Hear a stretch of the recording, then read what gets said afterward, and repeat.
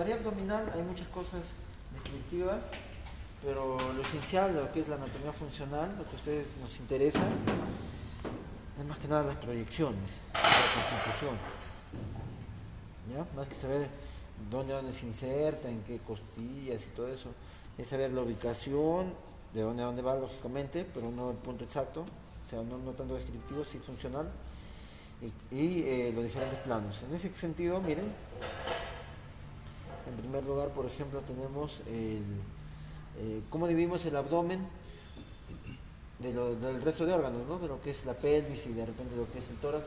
A veces es muy difícil. Algunos dicen el abdomen solamente consideramos a las últimas costillas como su punto osteomuscular o su esqueleto óseo, solamente las últimas costillas y la porción más alta de la pelvis, ¿no? Pero es bien difícil, ¿ya? De saber. Simplemente diremos que se confunde por arriba con el tórax y abajo con la pelvis. Es más fácil de escribirlo así. Después, para delimitarlo y para entenderlo, se puede hacer en 4 cuadrantes, por ejemplo. Una línea umbilical, así se conoce, ¿ya? O medio umbilical, y una línea sagital que la conocemos, ¿no? Y así se forman 4 cuadrantes, miren. El hemiabdomen superior arriba, en los 2 cuadrantes superiores, y el hemiabdomen inferior. Y del hemiabdomen superior diremos cuadrante superior derecho, cuadrante superior izquierdo, ¿ya? Algunos cuadrante abdominal inferior izquierdo y cuadrante abdominal inferior derecho. Es una forma muy sencilla que de repente clínicamente no nos va a ayudar mucho. Es mejor la siguiente, la que va de las líneas medio claviculares hacia la porción medio inguinal, e igualmente medio clavicular hacia la línea medio inguinal, ¿ya? Entonces 2 líneas verticales así, y para hacer el cuadradito del Michi hay que ver 2 horizontales, ¿no? La primera horizontal sería por el reborde costal acá, por el reborde costal, y la siguiente por la cresta ilíaca, de tal manera que ahí se forman los 9 espacios, ¿sí? Entonces, los espacios intermedios van a estar en relación con el estómago, es fácil de entender. La porción intermedia con el estómago se llama meso, intermedia mesogastro. La porción alta epigastro. La porción baja hipogastro. Y así vamos a encontrar fácilmente las relaciones, ¿no? El epigastro es el que está en relación realmente con el cuerpo y una porción con el fondo del estómago, aunque el fondo ya entra más hacia lo que es el hipocondrio, ¿verdad? Pero en general consideramos ahí el cuerpo del estómago. El mesogastrio en relación con las asas intestinales, específicamente yeyuno, ilio. Y el hipogastrio está en relación con lo que es la vejiga, principalmente, en esta zona de acá. Una proyección posterior que llega hasta el recto incluso, ¿no? En esta zona. Y miren, ya a los costados tenemos que se dividen los 2 superiores, tanto derecho e izquierdo, se llaman hipocondrios. Hipocondrio derecho, hipocondrio izquierdo. El hipocondrio derecho en relación con el hígado, el hipocondrio izquierdo en relación con el vaso. Después tenemos los flancos, ¿no? Flanco derecho, flanco izquierdo, que están en relación con el colon ascendente y colon descendente respectivamente. Y finalmente las famosas fosas ilíacas. Esto es muy importante porque existe un síndrome llamado síndrome de la fosa ilíaca derecha. ¿En qué sentido? Es que haciendo alusión que cuando hay un dolor abdominal ubicado en la fosa ilíaca derecha, siempre hay que descartar que no sea una apendicitis, ¿ya? Porque eso puede matar al paciente, es un cuadro quirúrgico que se puede ser muy grave, ¿no? Un dolor en la fosa ilíaca izquierda, como podría ser un cólico, recuerden que a ese nivel está ya el colon sigmoides, ¿no? De repente podría ser que un estreñimiento crónico pueda provocar esto, un síndrome de colon irritable también va a provocar ese dolor, etcétera. Pero hay un síndrome que hay que también recordar que al igual que acá existe un apéndice, que es el apéndice vermicular, famoso que da la apendicitis, acá hay un apéndice más pequeño que se llama divertículo, es el divertículo de Meckel. Y una diverticulitis también puede perforar y explotar, pues, ¿no? Entonces, eso sí tienen que acordarse, ¿ya? En la fosa ilíaca derecha, el apéndice; en la fosa ilíaca izquierda, el divertículo de Meckel. Muy bien, entonces, esta es la representación que deberíamos saber. Hay que recordar 2 líneas importantes y algunas otras más. Por ejemplo, adelante, esta línea que siempre se va a estudiar ustedes hasta obstetricia, se llama línea alba.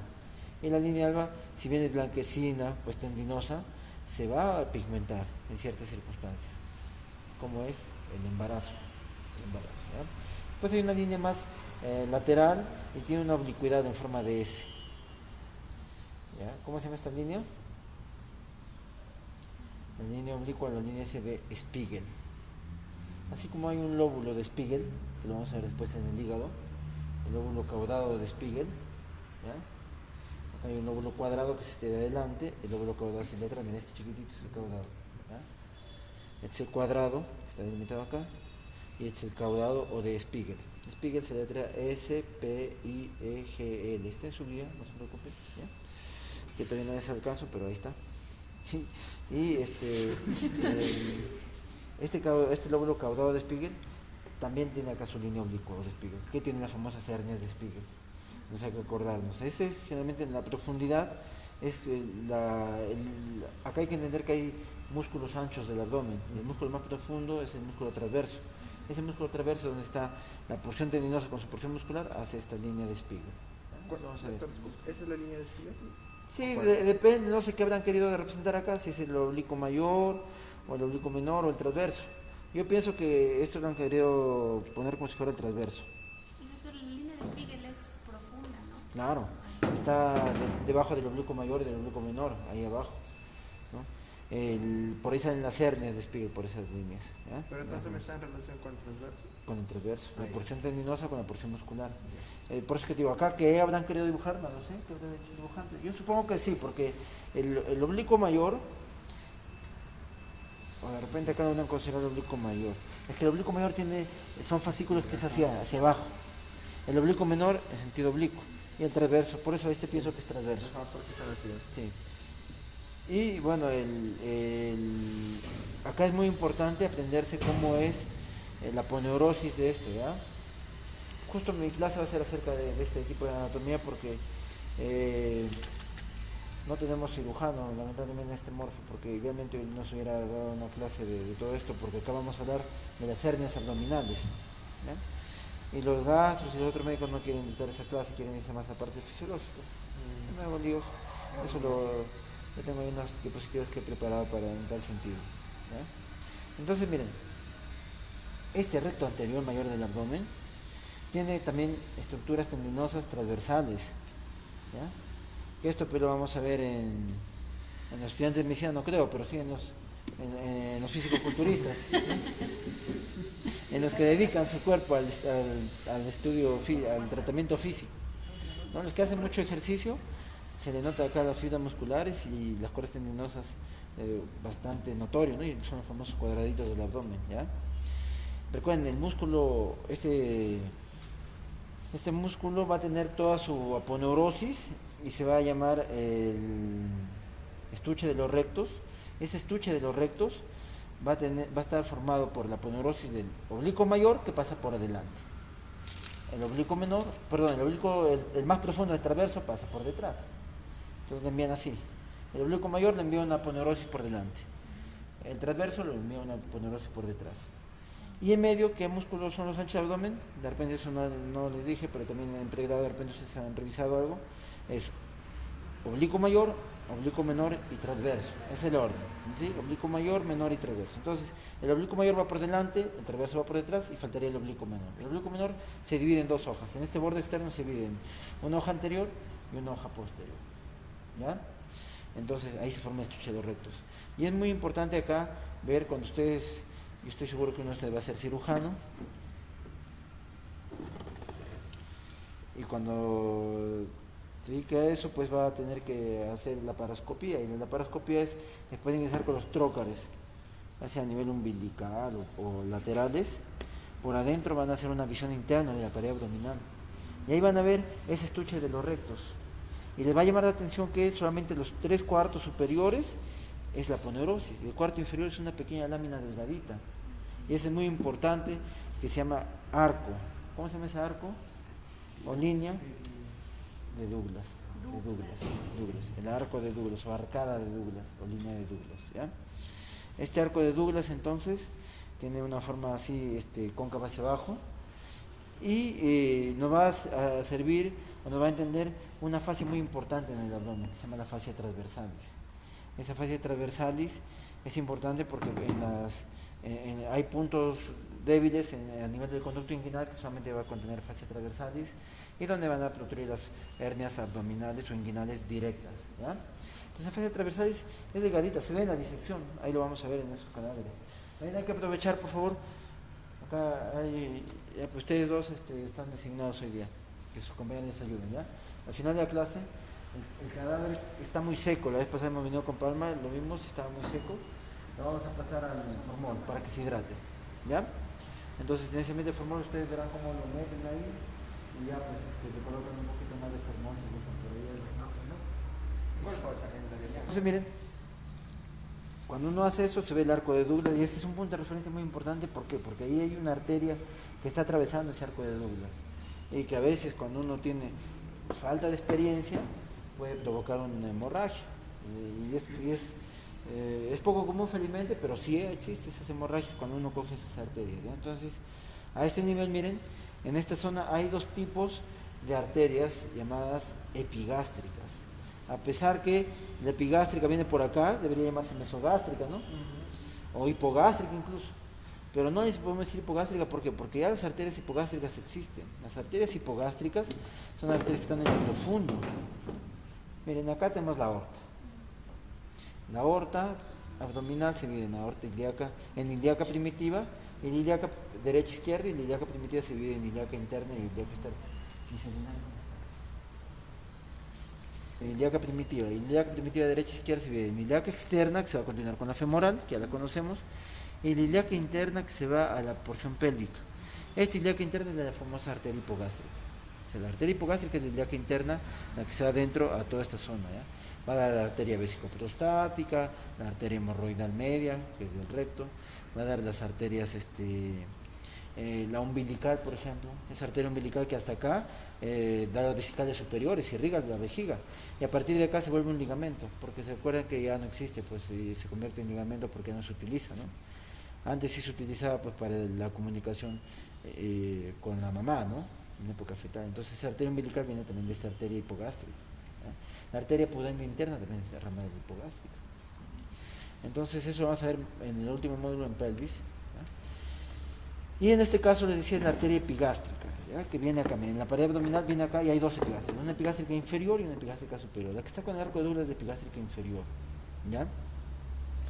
La epigástrica superior viene de la arteria mamaria interna. La arteria mamaria interna, ustedes recordarán. La verdad que yo también estoy decepcionado del examen, de ustedes más, pero sí, me hubiera gustado hacer un examen más funcional, más fisiológico, pero no, yo no puedo alterar las preguntas de los docentes. O sea, eso es una falta de ética si yo hiciera eso.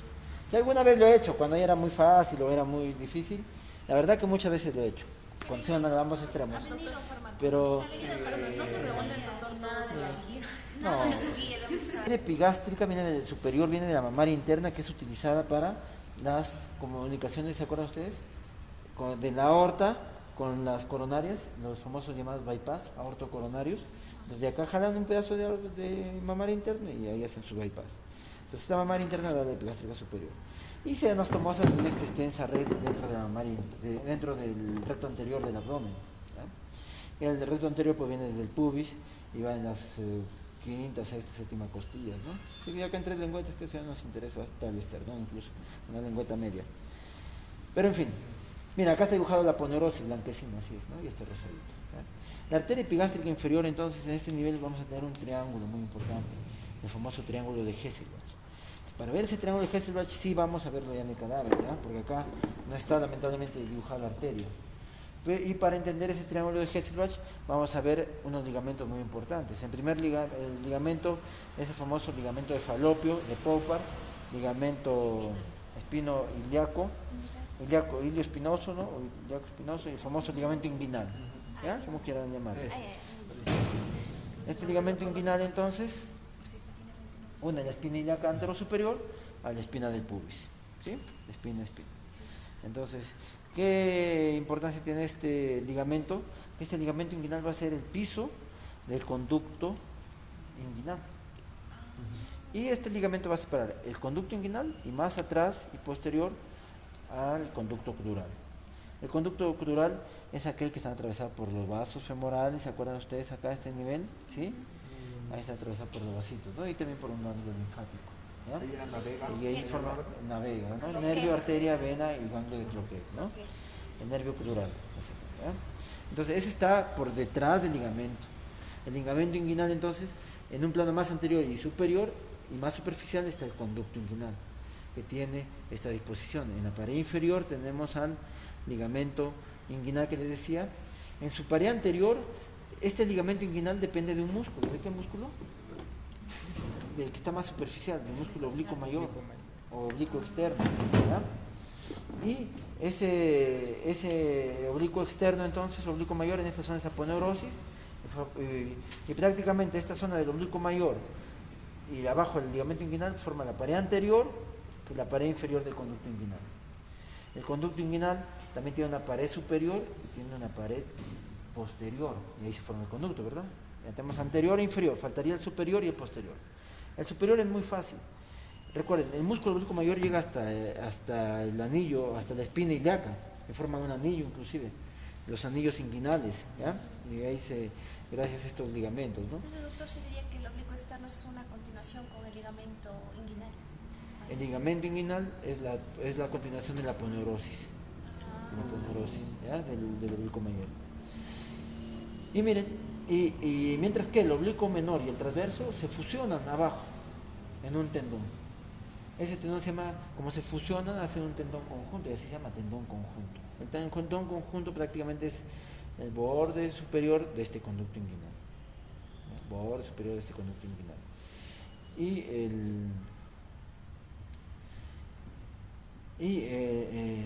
¿Cómo se llama esto de acá?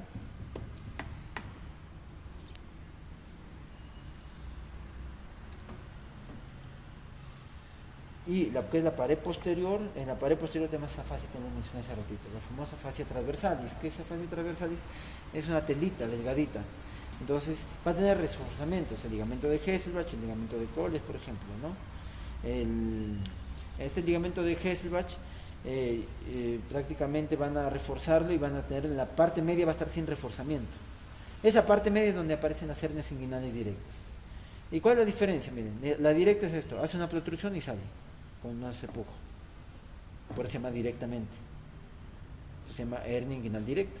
Mientras que la hernia inguinal indirecta, necesitamos ubicar que acá hay dos anillos. Hay un anillo superficial acá y hay un anillo profundo. El anillo superficial lo podemos palpar incluso.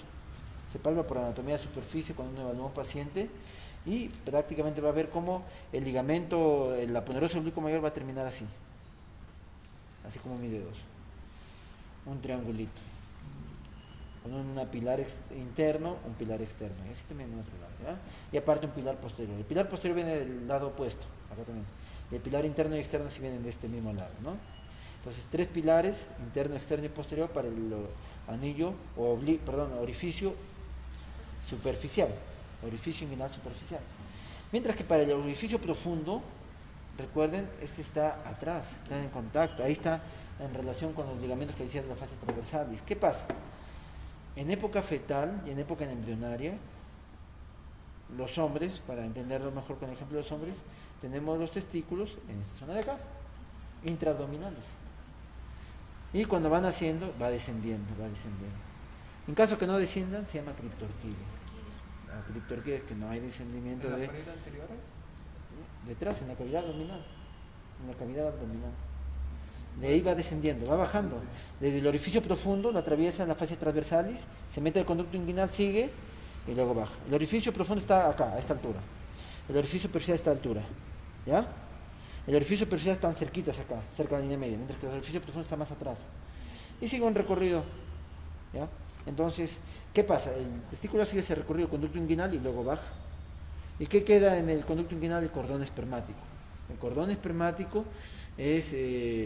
tiene varias estructuras y entre una de ellas el conducto deferente. El conducto deferente es la colita del epidídimo. ¿Qué es el epidídimo? Es el gorrito del testículo. Ahí está el antro de Jaimoro, la red de testis, y ahí está el epidídimo y su colita, sigue acá el conducto deferente, que después se va a unir y va a formar el conducto eyaculador con las vesículas seminales, ¿no? Entonces acá, junto con la vesícula seminal y los testículos, van a formar pues el contenido seminal de la eyaculación. Eso lo vamos a ver ya en la última unidad. Pero acá lo que queremos ver es el contenido del conducto inguinal, que en las mujeres es más sencillo. En las mujeres no hay tanto ese parafraseo, sino es más sencillo, que se llama ligamento redondo simplemente. Es una prolongación del útero adelante que prácticamente se conecta con esta zona y se termina acá en el monte de Venus, ahí termina el tejido solar subcutáneo y le da firmeza a una fijación anterior del útero, que desde ahí se vienen los ligamentos redondos del útero, ¿ya? Y el ligamento redondo entonces sigue todo este conducto inguinal. Entonces miren, ¿qué pasa si hay una hernia? Una hernia se mete por ahí, sea hombre, lo más común es que sea en el hombre, pero a veces también puede haber en la mujer. Pero lo más común es en el hombre, sigue el trayecto inguinal, se va por el orificio profundo, sigue todo este conducto inguinal y sale por el orificio superficial. Y baja al escroto, y por eso se llama las hernias inguinales indirectas, suelen ser hernias inguinoescrotales. Y esas hernias inguinales indirectas suelen ser congénitas, por el tema del recorrido. Mientras que las hernias inguinales directas, eso debe estar por hacer mucho sobreesfuerzo, ser muy gordito, no hacer mucha musculatura acá a ese nivel, etcétera, y las protrusiones son adquiridas, diríamos, ¿no? Adquiridas, mientras que las otras, las directas, o las indirectas, perdón, serían las congénitas, ¿ya? Entonces, eso lo tenemos que ver en el canal. Para eso también nos van a ayudar nuestros ayudantes, van a apoyar, así como yo le comenté pues al otro grupo. Este conducto inguinal es muy importante. Después, en lo que es compartimientos, hay que tener en cuenta en primer lugar la división para saber la separación. Arriba va a estar separado del tórax por el diafragma, ¿ya? Entonces, hacia abajo, si bien es cierto, existe un diafragma pélvico, pero más que nada acá también tenemos que ustedes saber diferenciar la pelvis mayor de la pelvis menor, que eso vamos a entender en la tercera unidad mucho mejor. La pelvis mayor es la pelvis falsa y la pelvis menor es la pelvis verdadera. Esa pelvis menor prácticamente es la que contiene los órganos intrapélvicos, mientras que la pelvis mayor todavía está conteniendo colon y asas intestinales. Asas intestinales acá abajo, que están colgando, están pegadas acá a los psoas ilíacos.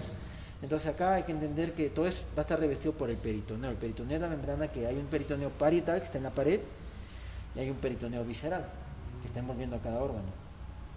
Y hay unos órganos retroperitoneales que están por detrás, como es el páncreas, ¿ya? Una porción del duodeno, que podría ser considerada retroperitoneal, y los riñones, ¿ya? Y los demás son intraperitoneales. Y acá es importante ver esta parte del páncreas, que acá hay un meso. ¿El meso qué es? Es una estructura que viene desde la cavidad abdominal hasta un órgano. En este caso, viene de esta zona de acá, de la porción media del páncreas, y se inserta por delante y va a terminar en el colon transverso. Por eso se llama meso colon transverso. Este mesocolon transverso va a dividir una pared o una porción o una cavidad supramesocólica y una cavidad inframesocólica, ¿ya? Ese es un dato para entender, por ejemplo. Otra forma de ver es que todavía hay una gran cavidad abdominal mayor y hay una pequeña cavidad menor, que es la transcavidad de los epiplones. Para llegar a esa transcavidad de los epiplones vamos a tener que pasar el hiato de Winslow, ¿ya? Y este hiato de Winslow lo vamos a ver mejor, es en esta unidad, pero lo vamos a ver todavía de acá en 2 semanitas, cuando hablemos el tema del hígado, aunque lo podemos ver en esta semana, en cavidades, porque es compartimientos también. ¿Cómo llegamos a la transcavidad de los epiplones? Ustedes en embriología todavía no llevan, ¿no? ¿O sí ya llevaron? ¿Sí? Entonces ahí ustedes han revisado la transcavidad de los epiplones que se forma en esa zona del tema digestivo. Vamos a ver qué es la cavidad abdominal menor. Y el único punto para llegar está por detrás del estómago. Está por detrás ¿Cómo vamos a llegar detrás del estómago y delante de esta porción del páncreas? Vamos a atravesar un dedo por el hiato de Winslow y ahí lo podemos llegar, ¿ya? Entonces el hiato de Winslow está contenido entre el duodeno, el lóbulo caudado y algunos ligamentos que después vamos a chequear, ¿ya? Pero ahí entre el duodeno y el hígado prácticamente ahí vamos a entrar al hiato de Winslow. Atrás y adelante las dos venas, ¿no? La vena cava inferior y la vena porta. Y ahí vamos a revisar, ¿ya? Miren, entonces estas cavidades importantes, los espacios, el espacio de Morrison que está en del riñón, atrás el fondo de saco de Douglas, que dicen que solamente existe en la mujer, que en el hombre no, pero sea hombre o mujer, igual el fondo de saco de Douglas es en el hombre es recto vesical, entre el recto y la vejiga recto vesical, ¿sí? Y en lo que es las mujeres es el recto útero vesical, porque este es el útero, ¿ya? Entonces, esta zona de acá es importante, ¿por qué? Porque a nivel del fondo de saco de Douglas es cuando hay colecciones, ahí se va a depositar. Y en las mujeres, es preguntada en mi reciente médico, hay un procedimiento llamado culdocentesis, que es en el fondo de saco posterior de la vagina, que lo vamos a ver después en la última unidad. Se practica esa culdocentesis o punción de este fondo de saco posterior. Por ahí se llega por esta parte posterior del útero y la vagina y se puede llegar al fondo de saco de Douglas, ¿ya? Es para ver, por ejemplo, sacar abscesos y esas cositas. Entonces, después de ver esto de acá, los compartimentos, ahora sí vamos a ver en el cadáver. A ver vamos a ver este hígado. Este es el estómago. El estómago tiene porciones que es el cuerpo, esta porción del antro, esta porción del fondo, ¿verdad? Que acá tiene su cisura por acá angularis, el ángulo de Gis en esa zona. Y acá miren, hay un arco de la curvatura mayor y un arco de la curvatura menor, ¿ya? Y para acá hay que entender que para la curvatura mayor son las famosas arterias gastroepiploicas, o sea, entre el estómago y el epiplon. Eso vamos a entender cuando aprendamos que existe un epiplon mayor en esta zona y un epiplon menor. El epiplon menor son ligamentos que unen dos estructuras, en este caso el estómago con el hígado, ¿ya? Y hay un hígado por ahí que sí tiene, ¿ya? Acá miren, se llama, es el famoso epiplon menor, ¿ya? El que une el estómago con el hígado. En esta zona de acá estaría así uniéndose el epiplon menor y une esta curvatura menor, mientras que el epiplon mayor es la curvatura mayor y viene todo un delantal que está delante de los intestinos delgados y termina en el colon transverso. Por eso también se llama gastrocólico al epiplon mayor. Y entonces el epiplon mayor son las gastroepiploicas, izquierda y derecha. La izquierda es de rama de la esplénica, la de derecha es de rama de la hepática, exactamente de la, debe ser a este nivel de la, no, la hepática común y la hepática propia es arriba de la pilórica. Miren, acá es la pilórica en esta zona, y de acá es la pilórica, esta que está saliendo de acá.